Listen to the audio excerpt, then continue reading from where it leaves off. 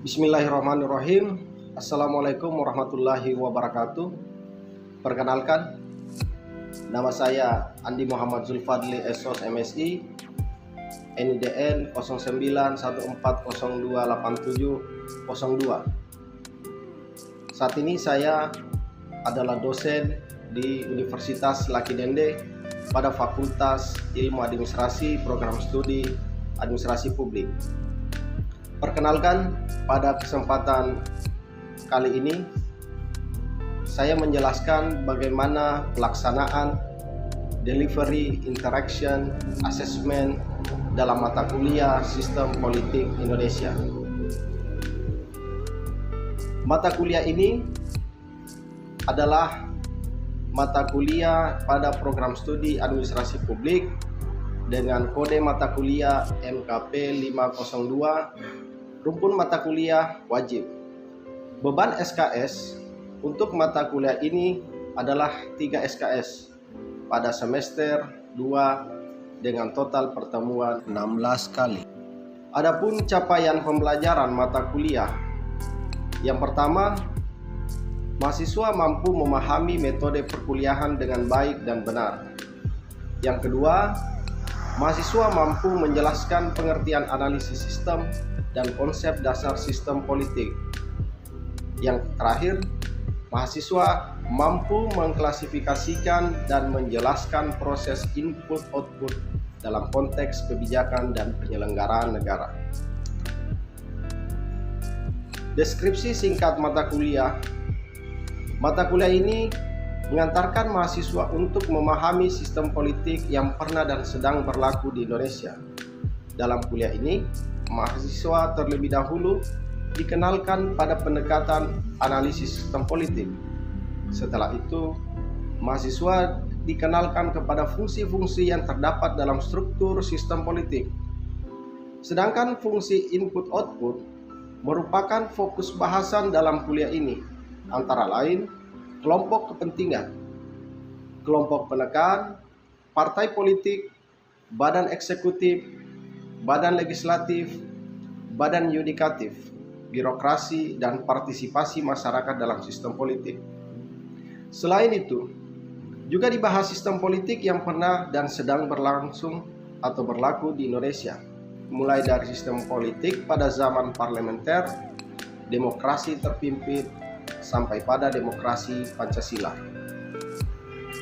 Materi pembelajaran atau pokok bahasan dalam mata kuliah ini terdiri dari yang pertama, analisis sistem politik Indonesia, 2, budaya politik di Indonesia, 3, ekonomi politik di Indonesia, 4, kelompok kepentingan, kelompok penekan, dan parpol di Indonesia, 5, sejarah pemilihan umum di Indonesia, 6, lembaga legislatif di Indonesia, 7, lembaga eksekutif di Indonesia beserta birokrasinya, 8, lembaga yudikatif di Indonesia, 9, militer di Indonesia, 10, politik lokal di Indonesia, dan terakhir, Indonesia dan politik global. Adapun referensi yang digunakan dalam proses perkuliahan mata kuliah Sistem Politik Indonesia ini antara lain, pertama, memahami ilmu politik karangan dari Ramlan Surbakti, ilmu politik karangan dari Profesor Meriam Budiarjo. Kemudian ada perbandingan sistem politik. Yang keempat, ada sistem politik Indonesia. Kemudian ada perbandingan sistem politik. Selanjutnya, Handbook of Social Theory, buku dari karangan George Reiser dan Barry Smart. Kemudian militer dan kekuasaan, karangan dari Yulianto. Dan tentunya dalam mata kuliah ini ditunjang dari buku ajar dari karangan saya sendiri yang berjudul Sistem Politik Indonesia. Selanjutnya, sebagai bahan bacaan dan referensi dalam kuliah ini juga digunakan beberapa referensi yang tentunya diambil dari beberapa jurnal yang kontemporer. Metode pembelajaran dalam mata kuliah ini dilaksanakan dengan menggunakan metode Student Centered Learning. Pelajaran berpusat pada mahasiswa dan mahasiswa lebih banyak melakukan eksplorasi daripada sekedar menerima materi yang disampaikan. Adapun bentuk SCL atau Student Centered Learning yakni yang pertama tentunya pembelajaran secara konvensional, yang kedua contextual instruction, yang ketiga discovery, dan yang terakhir brainstorming atau curah pendapat. Sedangkan indikator penilaian dalam mata kuliah ini, yang pertama kehadiran dengan bobot 10%, kedua diskusi dan tanya jawab dengan bobot 20%, kemudian yang ketiga tanya jawab dengan bobot 10%, selanjutnya ujian tengah semester dengan bobot 30%, dan yang terakhir ujian akhir semester dengan bobot 30%. Demikian penjelasan tentang delivery, interaction, dan asesmen mata kuliah Sistem Politik Indonesia. Berikut ini kami tampilkan video pembelajaran pada salah satu pokok pembahasan mata kuliah Sistem Politik Indonesia. Selamat menyaksikan. Assalamualaikum warahmatullahi wabarakatuh. Waalaikumsalam warahmatullahi wabarakatuh. Selamat siang kepada seluruh mahasiswa. Ya, Pak. Hari ini kita akan kembali masuk dalam pertemuan di mata kuliah Sistem Politik. Dalam pertemuan ke-12 hari ini kita akan masuk dalam diskusi tentang militer di Indonesia. Namun sebelum kita mulai proses perkuliahan ini, saya mengajak kepada mahasiswa sekalian untuk sejenak berdoa. Doa dimulai.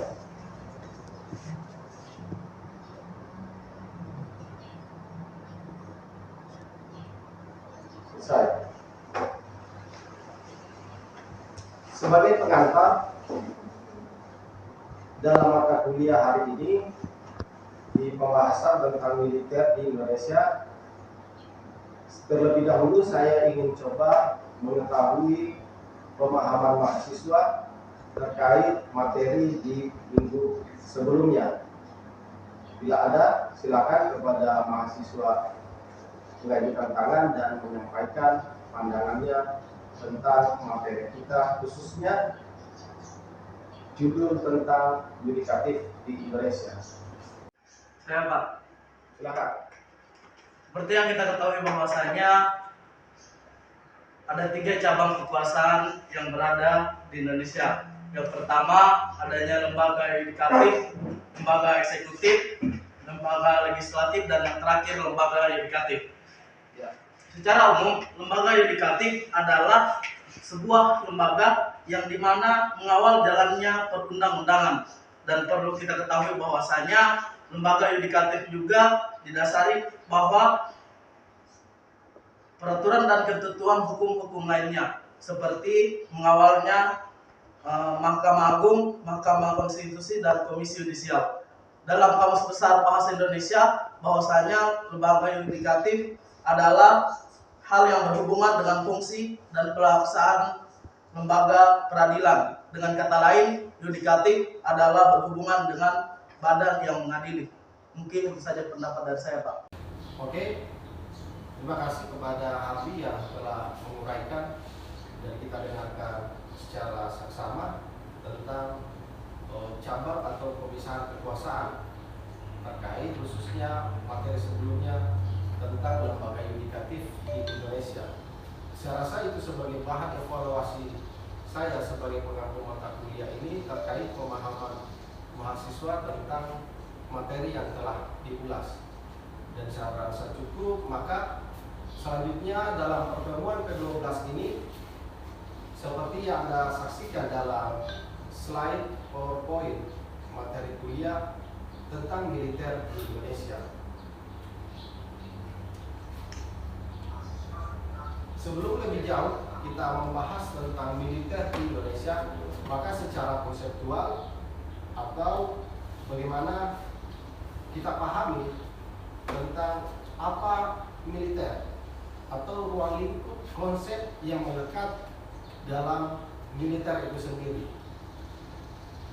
Sebagaimana dalam slide, kita bagi menjadi 3 bagian tentang apa itu militer, atau seperti apa militer, atau melingkup hal apa saja militer.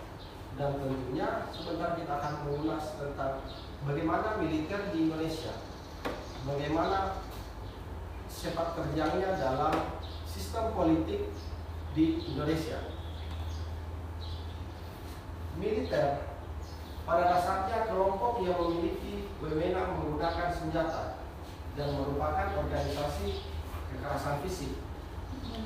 Jadi, militer adalah alat negara yang secara sah memiliki kekuasaan untuk menggunakan kekerasan. Namun kekerasan dalam hal tujuannya untuk apa? Yaitu untuk mengamankan negara dari ancaman luar maupun dalam negeri. Jadi dia memiliki monopoli untuk melakukan sebuah tindakan kekerasan dalam hal tentunya mengamankan negara dari ancaman luar maupun dalam negeri, baik secara eksternal maupun secara internal. Di negara modern yang demokratis, anggap saja yang demokratis itu adalah seperti negara Indonesia. Peran tentara dibatasi pada pelaksanaan perintah di bidang pertahanan nasional dan pada keadaan darurat keamanan dalam negeri. Ini tentunya kita kutip dari pernyataan dari Salim Said dalam bukunya yang diterbitkan pada tahun 2001. Di situ ada yang saya tekankan terkait pertahanan nasional. Pertahanan nasional di Indonesia, bila kita kontekstualisasikan dalam posisi Indonesia hari ini, maka tentara atau TNI, Tentara Nasional Indonesia hari ini adalah bagian dari instrumen negara, alat negara yang memiliki tugas dan fungsi berbicara tentang pertahanan nasional. Namun dalam keadaan darurat, pada konteks keamanan dalam negeri, militer memiliki peran juga atau dapat dilibatkan dalam persoalan keamanan dalam negeri. Itu yang diutarakan oleh Salim Said. Selanjutnya konsep yang ketiga yang harus kita pahami dari berbicara tentang militer, bahwa kekuasaan pemerintahan sipil hasil pilihan rakyat di atas militer dikenal dengan istilah supremasi sipil. Indonesia menganut sistem supremasi sipil. Secara historis, supremasi sipil ini Amerika sebagai negara yang lebih dulu menjunjung tinggi supremasi sipil, dan Indonesia yang mengkategorikan dirinya yang menganut sistem demokrasi tentunya harus menjunjung tinggi supremasi sipil, yaitu bahwa pemerintahan berada di kekuasaan atau ada di tangan rakyat sebagai sipil. Dan itu yang harus kita pahami, apa yang dimaksud dengan supremasi sipil. Selanjutnya, coba kita lihat atau bagaimana studi kasus terkait apakah di Indonesia hari ini sudah mengedepankan supremasi sipil seperti yang saya jelaskan di awal. Di sini ada saya kutip sumber dari elsam.org yang dikutip oleh majalah Tempo di tahun 2021, bahwa ada fakta supremasi sipil di Indonesia, bahwa beberapa personel TNI ditemukan menempati jabatan sipil di non pertahanan. Non pertahanan ya, seperti kita ketahui, tentunya di Kementerian Pertahanan Republik Indonesia ataupun di lembaga-lembaga strategis lainnya seperti di Badan Intelijen Negara ataupun di Badan Intelijen Strategis.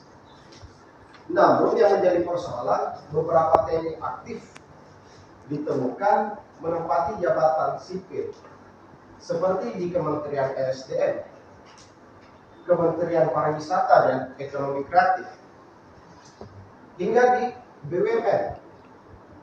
Bisa jadi di badan usaha milik negara ini, beberapa TNI aktif atau tentara aktif yang berlatar belakang militer menduduki posisi seperti komisaris di beberapa BUMN. Sementara menurut Ombudsman Republik Indonesia menemukan 27 anggota TNI aktif yang menjabat di BUMN pada tahun 2020. Sedangkan bila kita kembali kepada slide sebelumnya, di sini dikatakan bahwa pemerintah sipil hasil pilihan rakyat di atas militer. Itu gagasan utama berbicara tentang supremasi sipil. Iya. Jadi hari ini kita berbicara supremasi sipil di Indonesia belum berkesesuaian. Bisa jadi ini adalah muatan politik dari pihak berwenang, dalam hal ini pemerintah, untuk menggunakan tentara aktif di kementerian yang non pertahanan seperti di Kementerian Pertahanan. Iya. Selanjutnya kita akan masuk persoalan militer dan Orde Baru. Orde Baru tentunya adalah rezim di mana kurang lebih 32 tahun dijabat oleh satu presiden. Presiden kedua kita yaitu Presiden Soeharto. Ada hubungan kekhususan antara militer dan pemerintah tentunya. Sejak di tahun 67 sampai di 98. Yang pertama militer, khususnya angkatan darat. Beberapa angkatan di TNI, ada angkatan laut, angkatan udara, dan tentunya angkatan darat. Terkhusus angkatan darat berperan sentral dalam politik Orde Baru di bawah kendali Presiden Soeharto. Makanya kalau kita lihat struktur kabinet di masa Presiden Soeharto, kebanyakan diisi oleh anggota TNI dari angkatan darat. Dan begitu juga kepala daerah baik yang bertugas sebagai gubernur, menduduki jabatan sebagai gubernur, ataupun sebagai kepala daerah. Iya, itu dijabat oleh para tentara aktif atau TNI aktif. Itu yang menjadi persoalan dalam militer dan hubungannya dengan Orde Baru.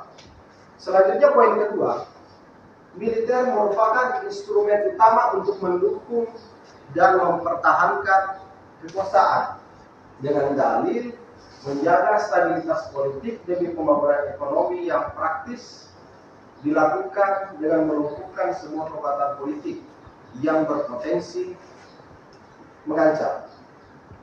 Ya, mendukung dan mempertahankan kekuasaan. Jadi di era Orde Baru, Angkatan Darat sangat khas dalam persoalan mendukung dan mempertahankan kekuasaan. Kekuasaan siapa? Ya tentunya kekuasaan yang mengendalikan rezim Orde Baru, yaitu Presiden Soeharto.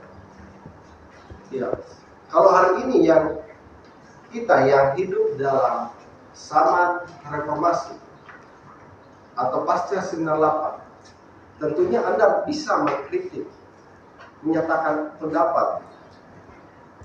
Anda dibekali beberapa hak-hak yang tentunya menyampaikan aspirasi, menyampaikan pendapat, berserikat dan lain sebagainya.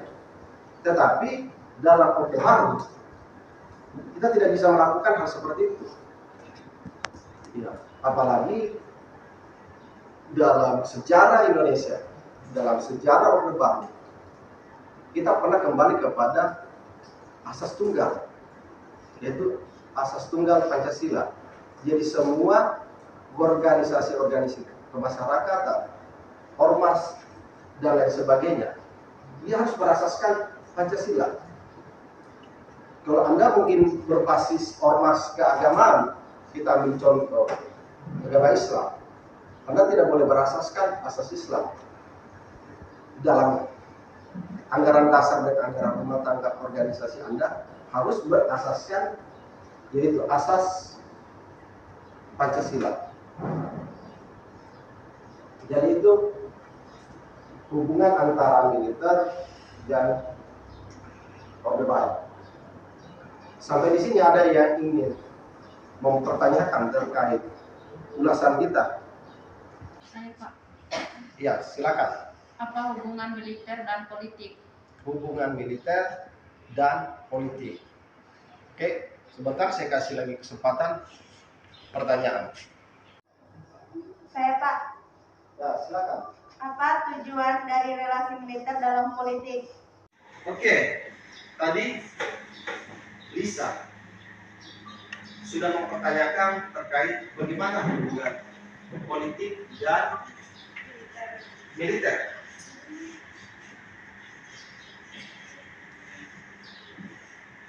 Politik pada konteks di Indonesia dalam sistem pemerintahan kita ataupun dalam bentuk pemerintahan kita di Indonesia, tentunya presiden selain dia kepala negara, maka dia juga sebagai kepala pemerintahan. Tentu itu adalah sebuah jabatan politik yang ada berdasarkan hasil pilihan rakyat. Bila kita kembali kepada asas kedaulatan rakyat, itulah hubungannya dalam pada konteks pemilu dan pada konteks bagaimana berbicara tentang lembaga eksekutif. Lalu apa hubungannya dengan militer? Militer pada dasarnya dia para petinggi-petinggi militer diangkat oleh presiden. Meskipun kita kenal hari ini pada konteks Indonesia bahwa Panglima Militer, Panglima TNI adalah seorang tentara aktif dengan syaratnya dengan pangkat bintang 4 yang tentunya diangkat ataupun dipilih oleh presiden sebagai kepala negara dan kepala pemerintahan, yang diajukan ke DPR untuk dilakukan fit and proper test. Lembaga legislatif adalah lembaga politik. Dalam konteks keras politik, dia adalah orang-orang yang dipilih secara politik, yaitu melewat jalur pemilu. Ya. Hubungan secara individual antara presiden dengan panglima tinggi di TNI, semua kita ambil contoh kasus. Tentunya orang yang saya pilih karena dia mampu atau profesional dalam melaksanakan kewajiban-kewajiban atau tugas-tugas ketentaraan, khususnya menjaga stabilitas pertahanan dan keamanan bila itu terjadi keamanan gangguan secara darurat di dalam negeri. Ya. Itulah salah satu contoh hubungan antara politik dan militer. Namun pada konteks berbicara di Indonesia di zaman Orde Baru, tentu militer memiliki peran yang lebih banyak dan lebih aktif daripada orang-orang yang berada di profesi sebagai non militer atau sipil. Itu tadi dalam diskusi awal saya contohkan bahwa ada beberapa kepala daerah di Indonesia zaman Orde Baru yang bertugas menjadi gubernur, bupati, dan lain sebagainya. Dan hari ini hubungan antara politik dan militer juga masih kental. Meskipun kita menganggap kita negara demokrasi yang sangat demokratis, iya, namun masih memasukkan atau mendudukkan TNI aktif dalam jabatan-jabatan politik yang ada di Indonesia. Tadi saya jelaskan di beberapa yang non departemen pertahanan, di BUMN tentunya ada beberapa komisaris yang dijabat oleh anggota militer aktif. Jadi secara sikap itulah hubungan antara politik dan militer. Selanjutnya kita masuk kepada uraian relasi militer dan politik.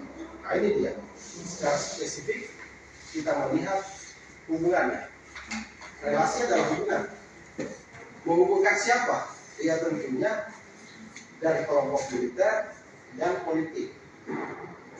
Politik pada konteks Indonesia adalah tentunya yang seharusnya dijabat oleh para masyarakat sipil atau civil society.